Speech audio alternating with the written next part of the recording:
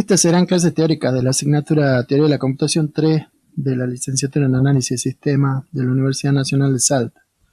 Vamos a comenzar para la unidad 1 con una presentación de la materia.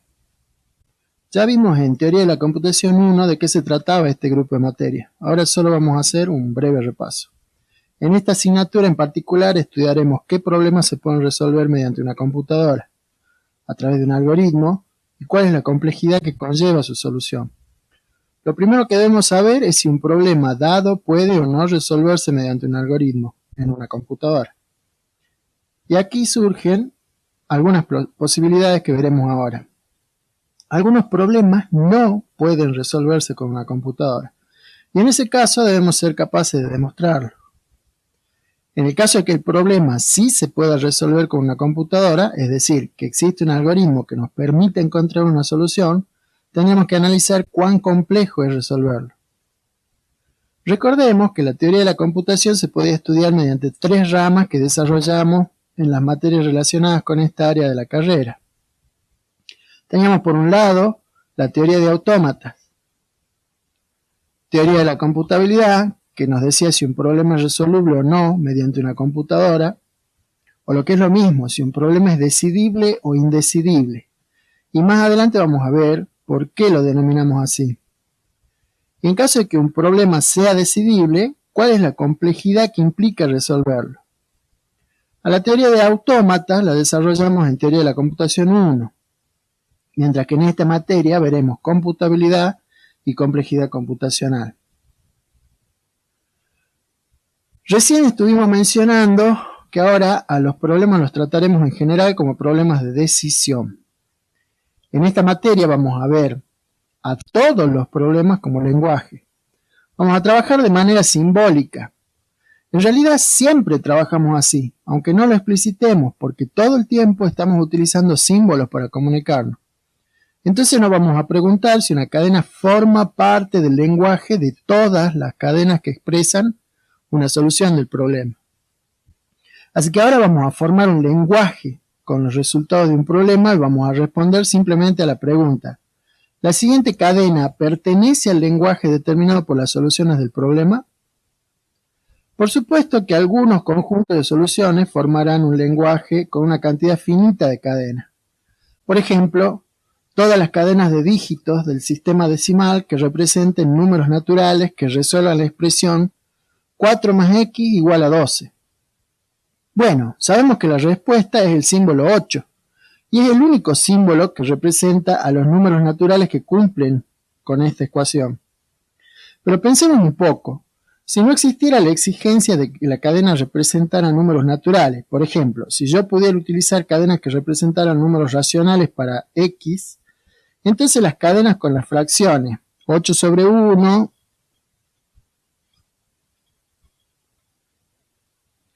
o 64 sobre 8,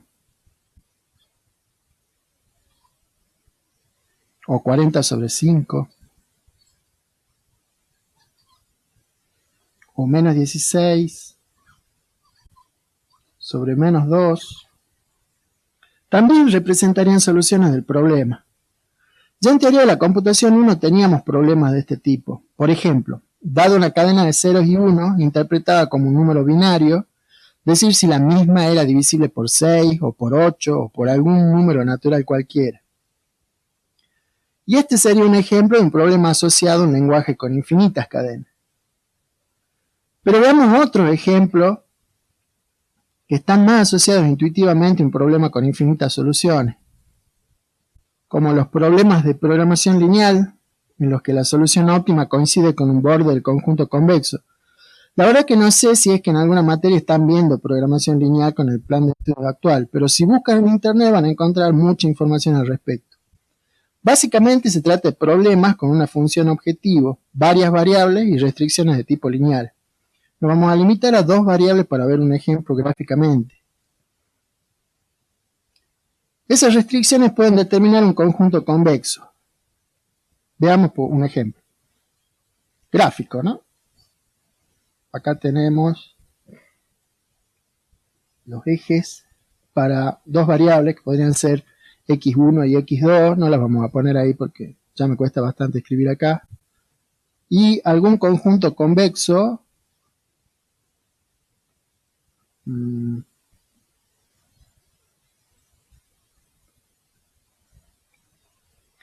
que represente ese conjunto las soluciones factibles para este problema. Y supongamos además que tenemos la función objetivo que es paralela a esta solución, a este borde que tenemos acá, al borde superior del conjunto convexo. Bueno, si nos movemos con esa función objetivo, llega un momento que esa solución va a coincidir con el borde del conjunto convexo y resulta que todos los números que están entre este vértice y este vértice, que son infinitos puntos, van a ser soluciones de ese problema. Bueno, ojo que estos problemas tienen soluciones en los números reales. Si las soluciones deben ser enteras, estaríamos hablando de otro tipo de problema, muy parecido, pero aunque resulte contraintuitivo, mucho más complejo de resolver. Otro problema más cercano a nosotros y con el que lidiamos más a menudo es el de escribir un código fuente de un lenguaje cualquiera y que el mismo esté libre de errores sintácticos. O por ejemplo, averiguar si un número es primo o no.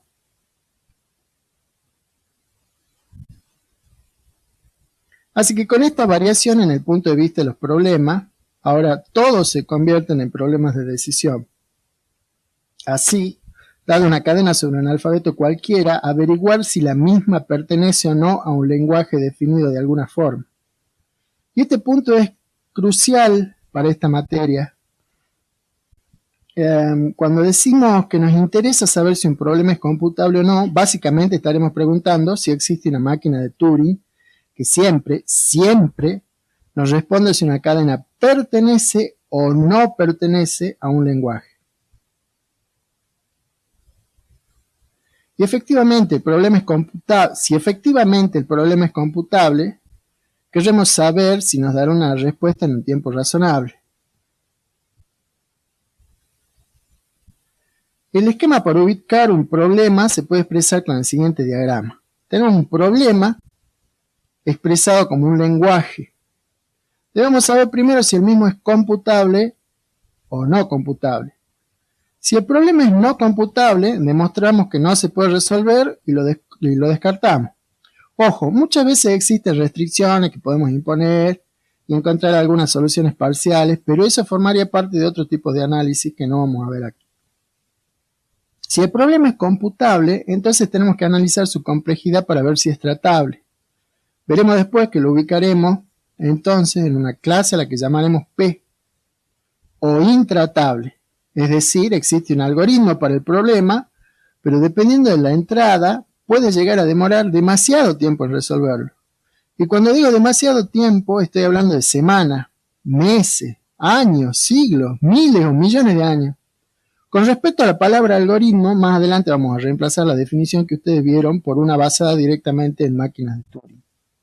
La ventaja de tener un problema computable es que en cualquier caso vamos a poder divertirnos tratando de encontrar un algoritmo simple para encontrar también, a la vez, un resultado perfectamente determinado. Ese sería en este caso, o un algoritmo heurístico para encontrar una solución que nos resulte útil,